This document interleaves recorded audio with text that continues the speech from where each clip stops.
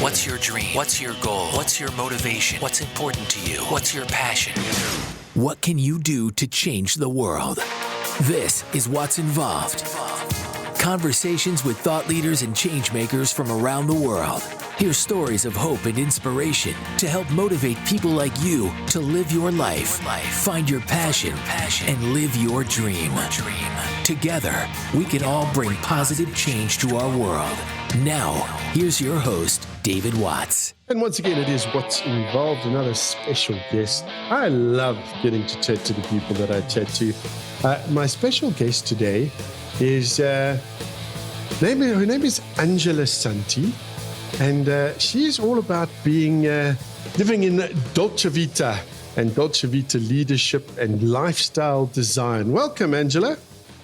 Hi, David. Thank you very much for inviting me. I'm so excited to be at your show.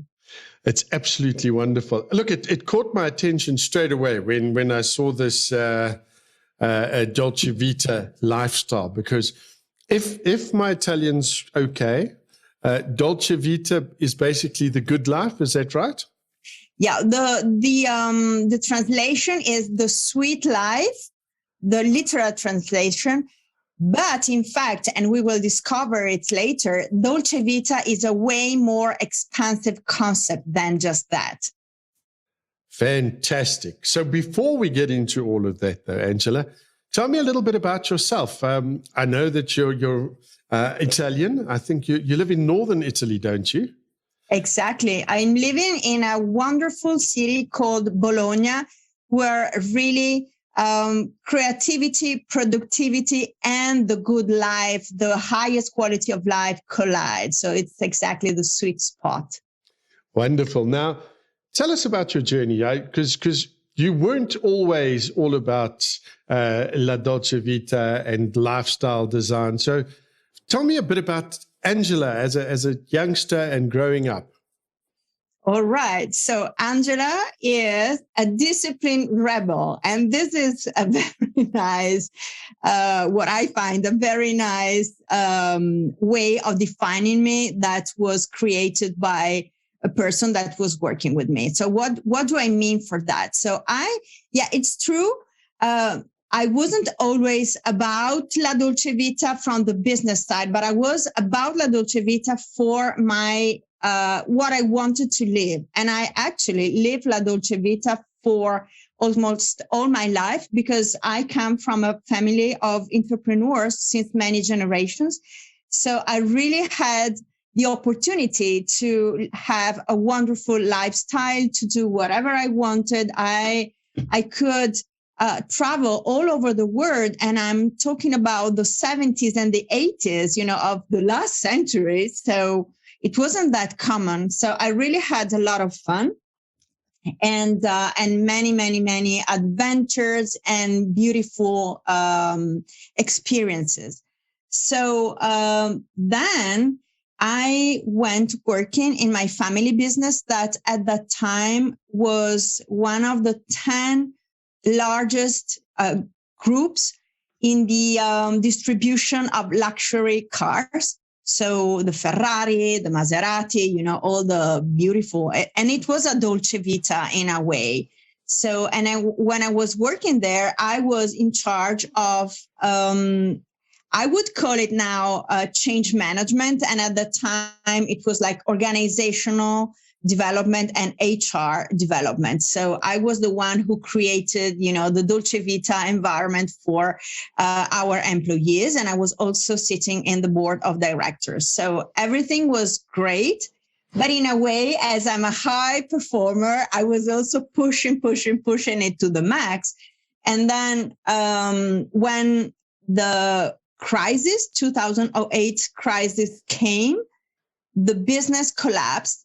So because all the automotive, at least in Italy, the automotive industry collapsed, and, we were big and, all the stuff. So I really started from scratch. And at that time, I decided to really reassess my skills and my value and create something for myself that was really aligned with who I am and what I care for. So this is how my Dolce Vita consulting was born. And what I want to tell you is that it wasn't always this way, even the consulting, because I started as an independent contractor for organizational and HR development. And but I wasn't that happy. So I decided to change a few times. And finally, I really created this business that is aligned with who I am 100% and the way I function. And it's an online business. And now it's open, for all over the world. I started working with Italians and now I'm working with people from all over.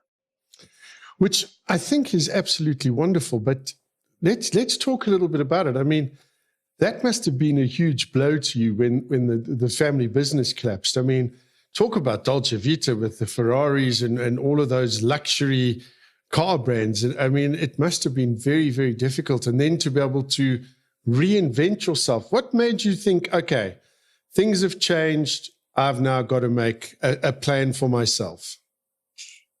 Yes, this is a very good question. So it had been very, very difficult. And actually, it was a sort of a surprise because as we were so big, we really underestimated that for, like the big companies, our company was in fact small, even though it was big for Italy. And so everything collapsed in 9 months. So we didn't expect that. And we didn't even think it was possible. So at the beginning, I was like, oh, it's unbelievable. And what am I going to do? So, and a thing that I would like to draw your attention into is that I was so committed to what I was doing that I was identifying myself with my role in business. So when I lost my family business, I also lost my identity in a way. So it was really, really tough. Then what made me shift was, first of all, I had no choice of reinventing myself. And then it was also my being, how can I say, I've always loved the unknown, the adventure, and I've always put myself in challenges. So now I was like, okay, you wanted challenges, now you have a real one. So I decided to really say, do I want to be? Do I want to be the victim who is complaining? Do I want to be, or do I want to roll up my sleeve and create something that is really aligned with who I am and what I want? Because I tell you, as I was saying before, and I mentioned it a little bit, the life with the company business was amazing. And it was a Dolce Vita in a way from the outside, because, all the luxury and the events and, the beautiful people, etc. And all the, the means that I have, and I could do whatever I wanted. But it wasn't really aligned with 100% with my values. So I said, okay, let's do it and let's try. So, and I always, I'm curious and I like to challenge myself and try. Wonderful stuff. Well, I want to get into a little bit about what the actual process is and how you develop that.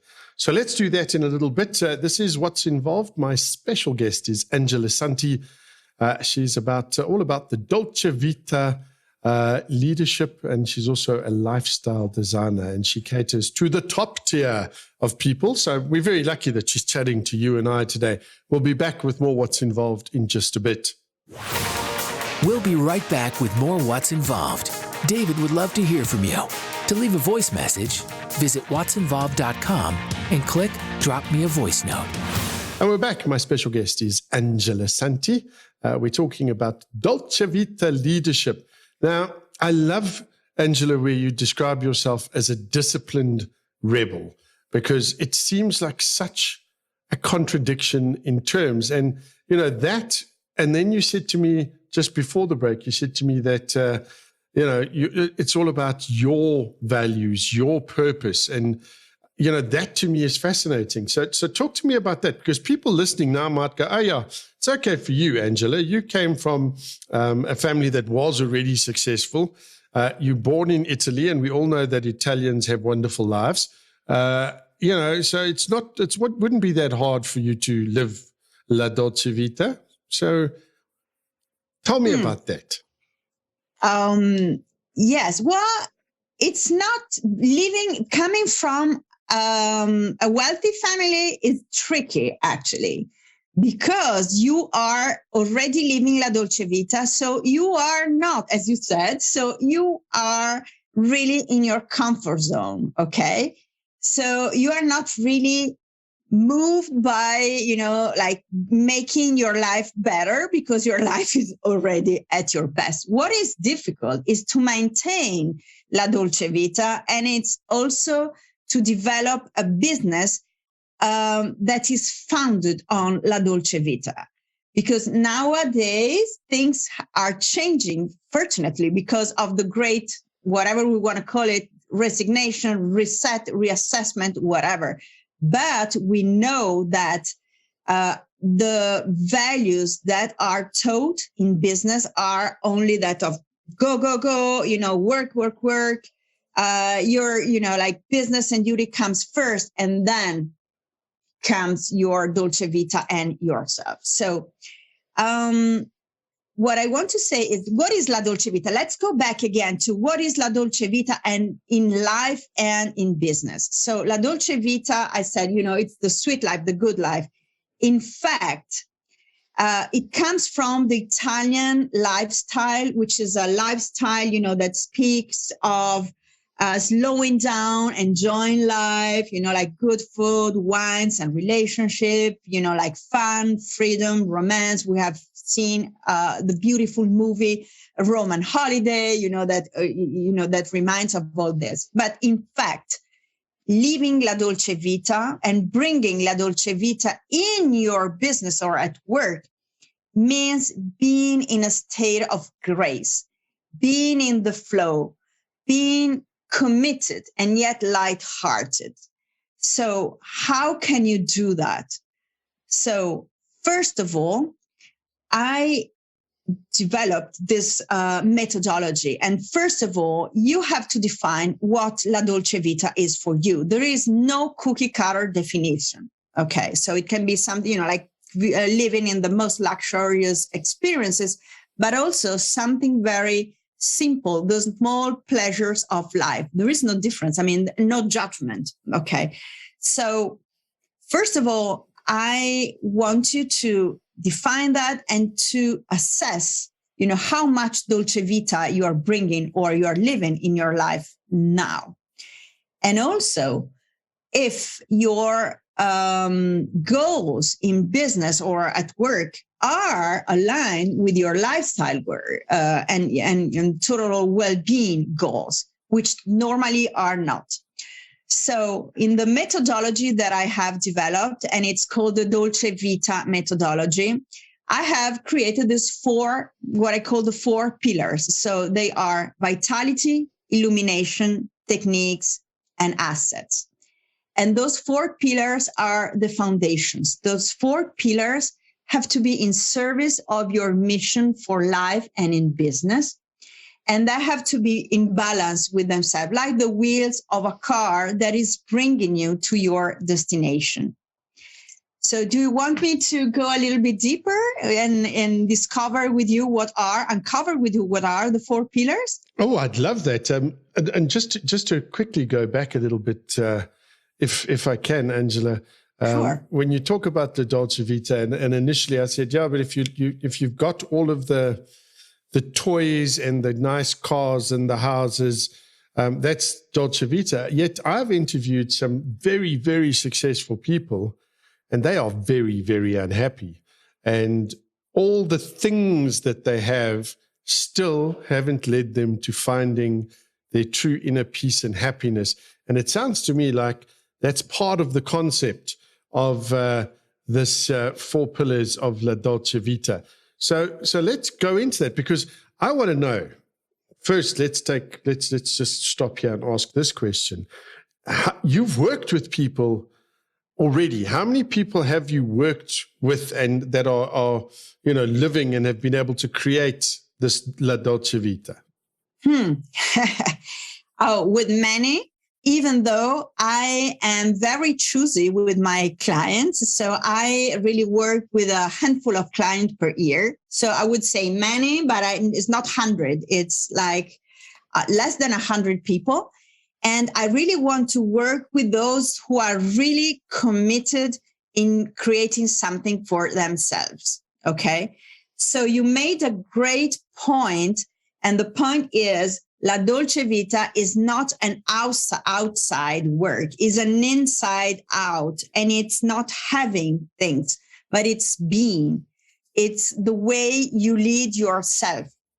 Okay. Okay. Got it. Great. So should we start having a look at what your concepts are, your 4 pillars are? Let's dive in. I'm fascinated to see how we can implement these 4 pillars in our lives.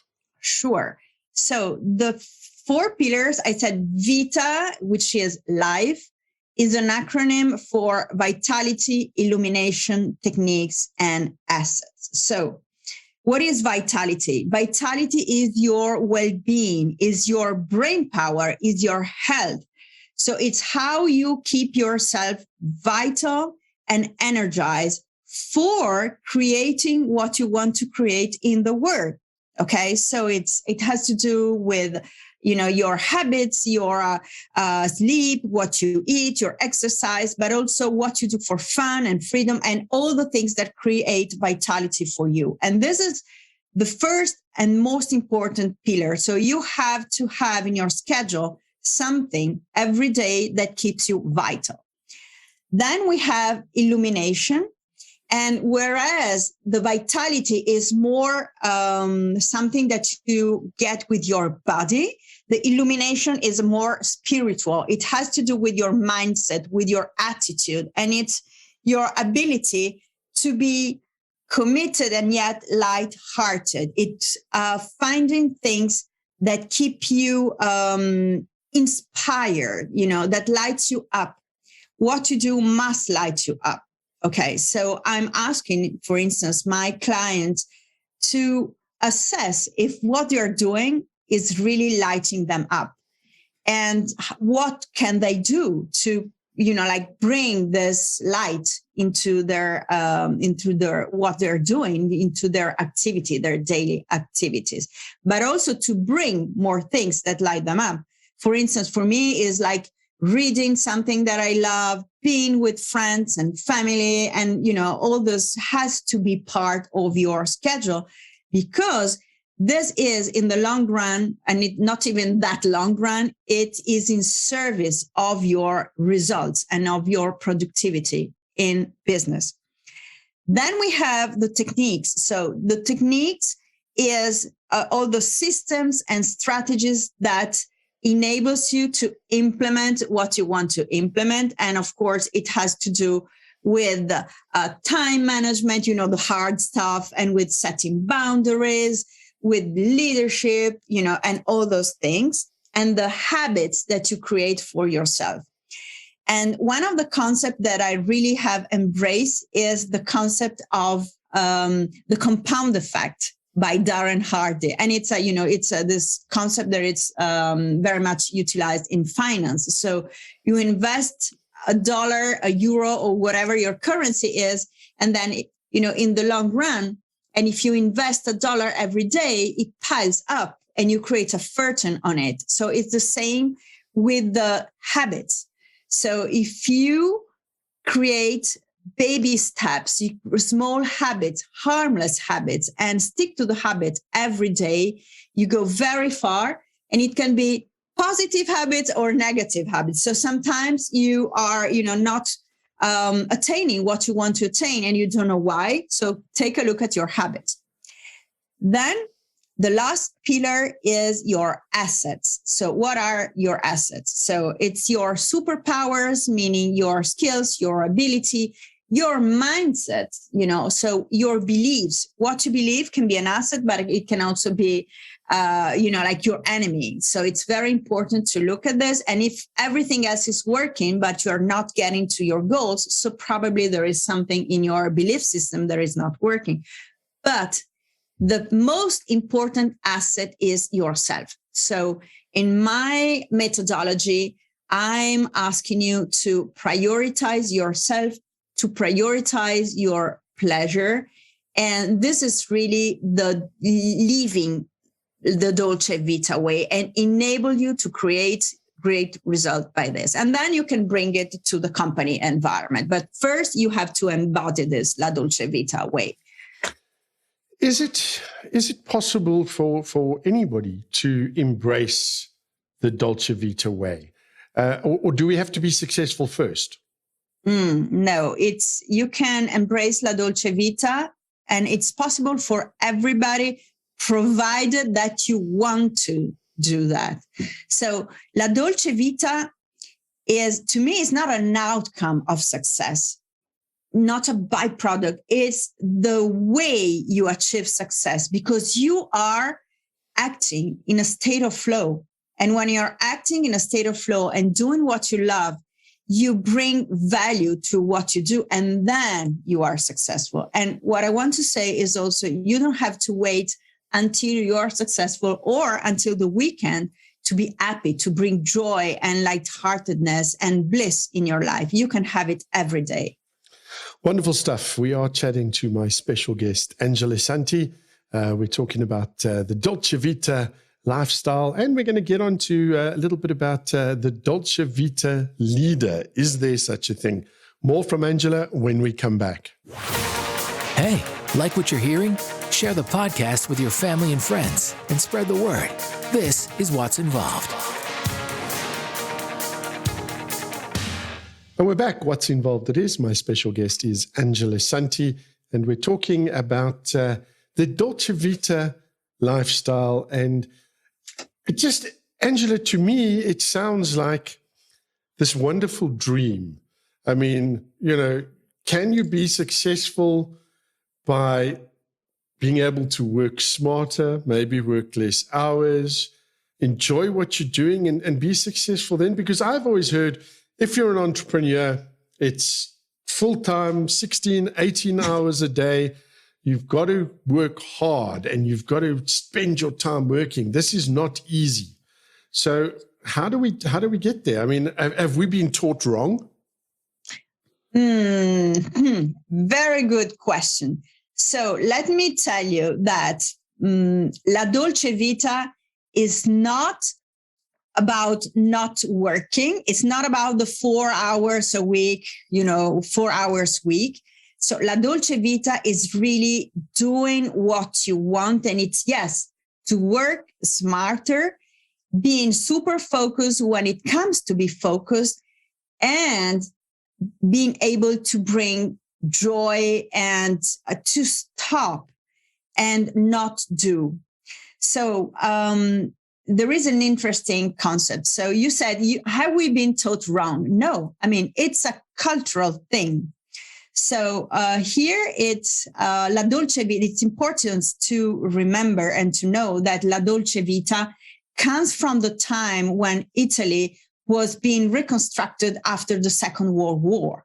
So people were really working very hard, and Italians are hard workers. So if you think about all the immigrants, that from Italy went to United States and all over the world, to Switzerland and whatever, very, very hard workers, but Italians are able to enjoy themselves. So during La Dolce Vita, they were working, and also they were looking for pleasure and never postponing pleasure.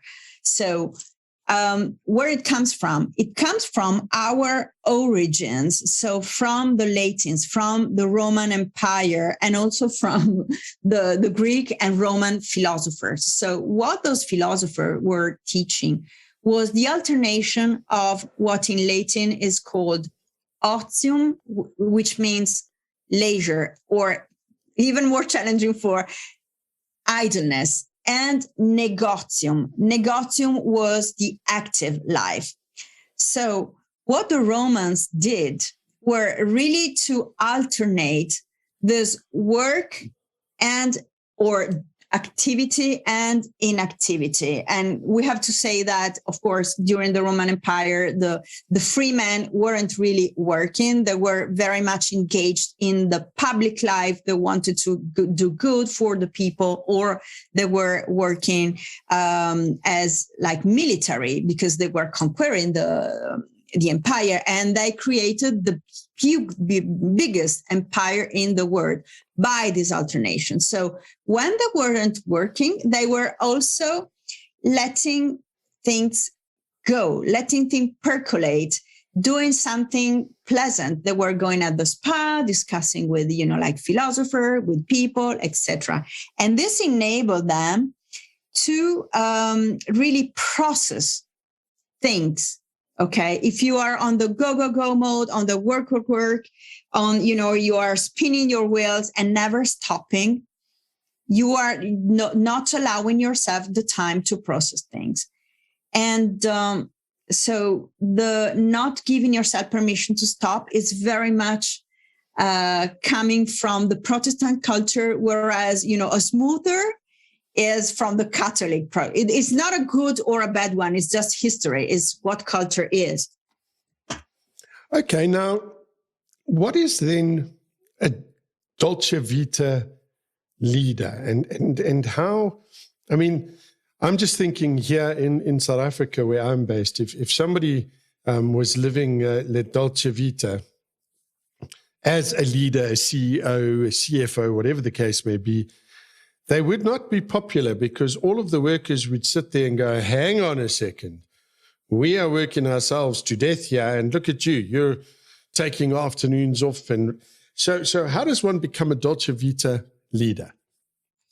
Okay, so a Dolce Vita leader in South Africa, which is a wonderful country, by the way, that I really love. So for me, it would be a Dolce Vita being living in South Africa as well.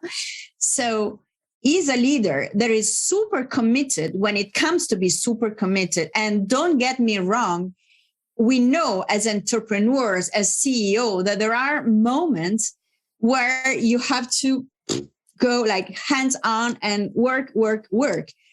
So, but even when you are super busy and super committed with what you want to create, you can do something with the way you behave, with the way you think.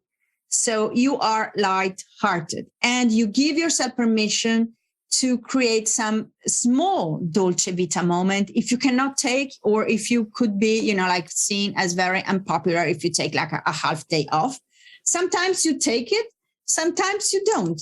And it's not about what you do from the outside, but from the approach that you have for things.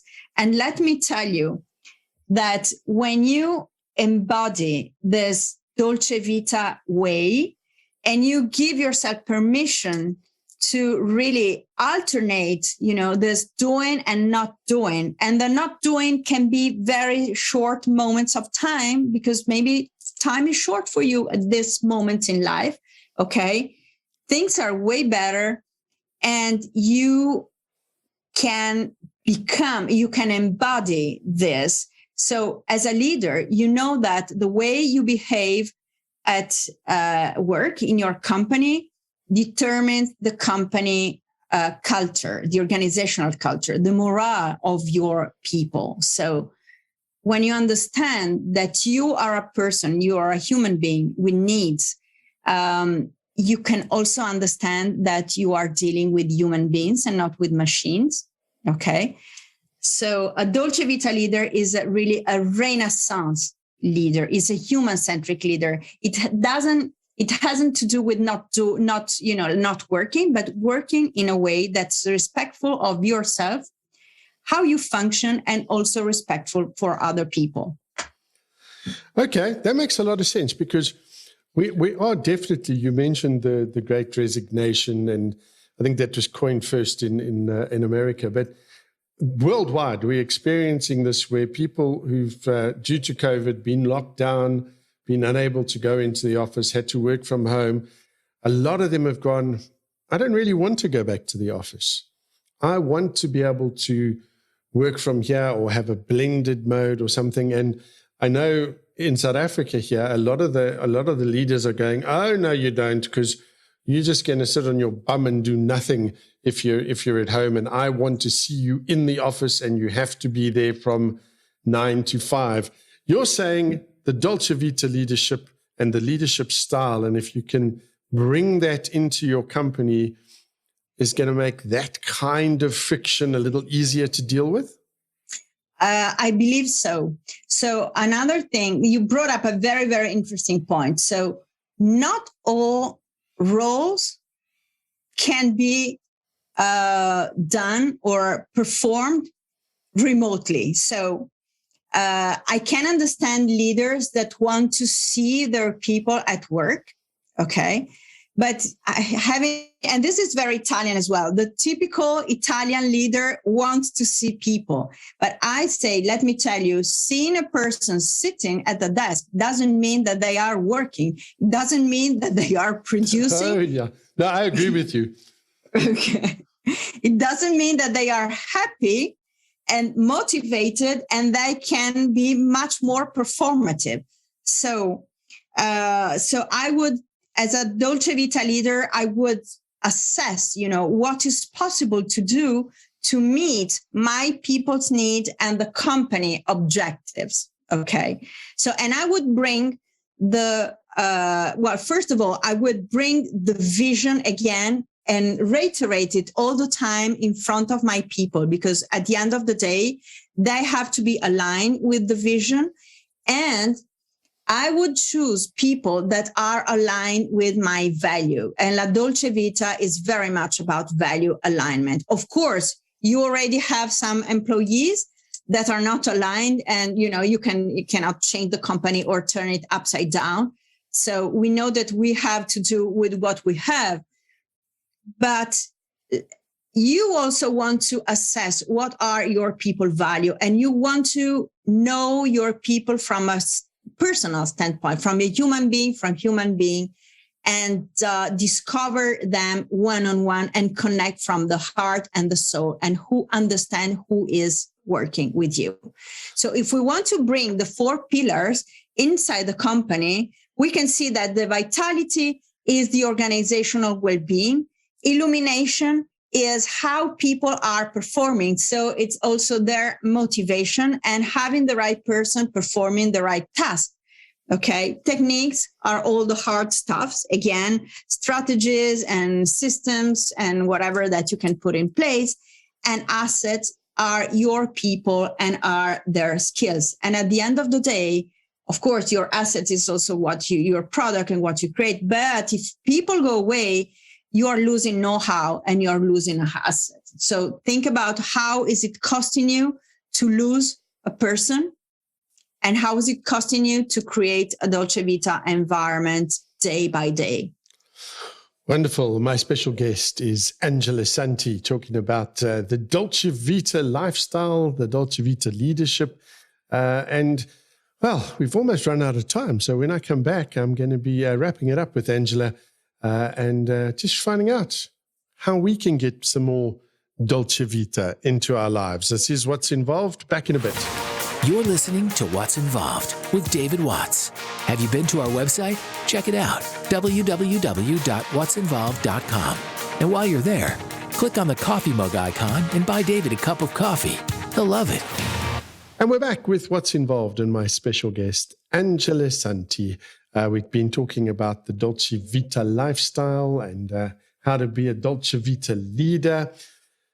Angela, before I let you go, if somebody's listening now and they're going, okay, I've got this vitality, you've spoken to me about that, and these small habits. I think James Clear wrote a book called Atomic Habits, which is also all about these little improvements that you can make.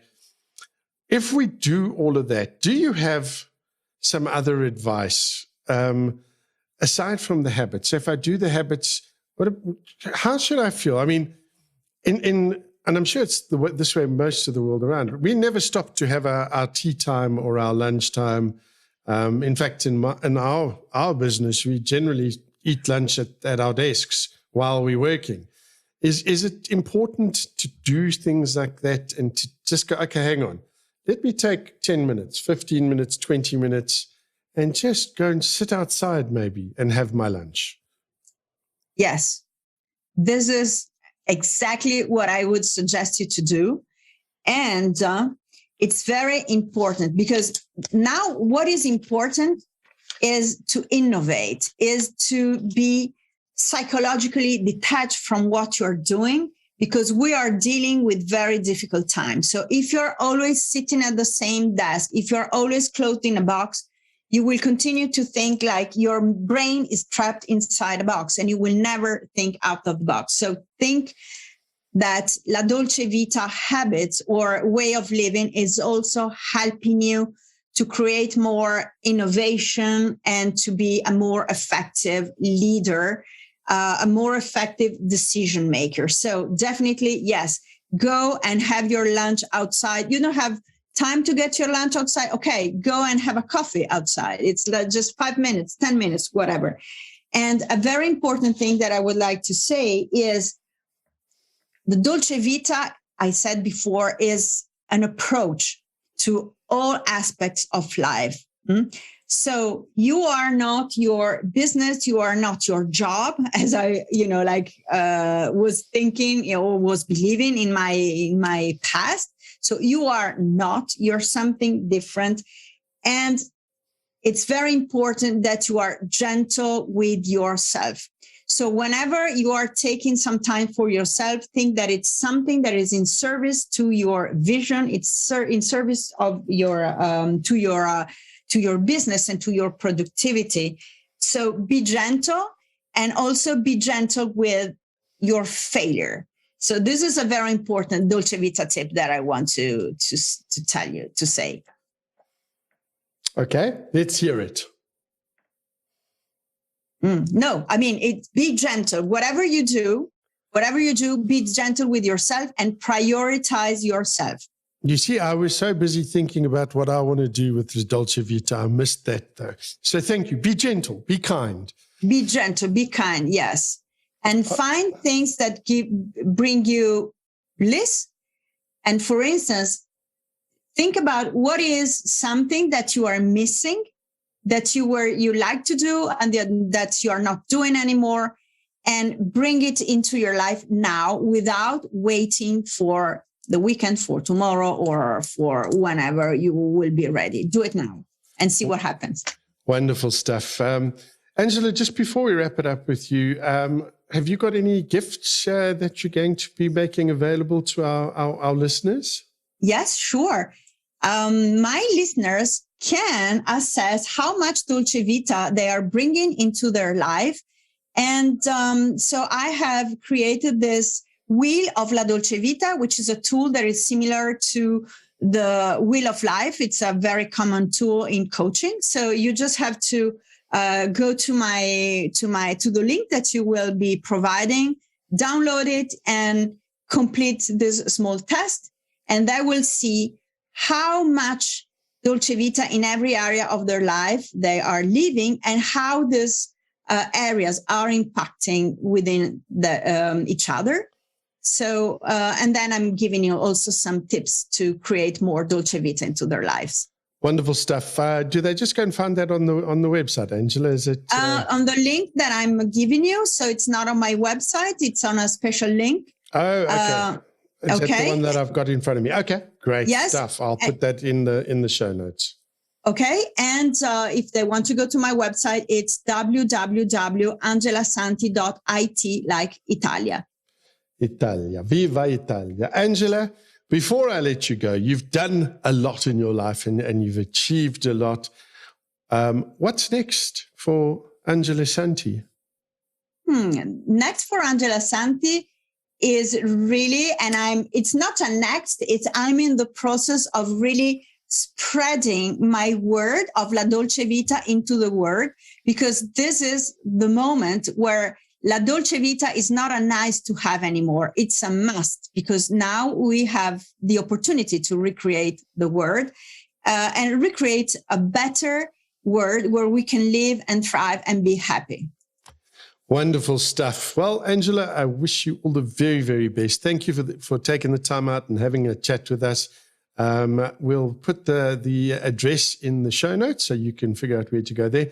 Otherwise, just go visit her website. It's Angela Santi, which is ANGELASANTI.IT for Italy.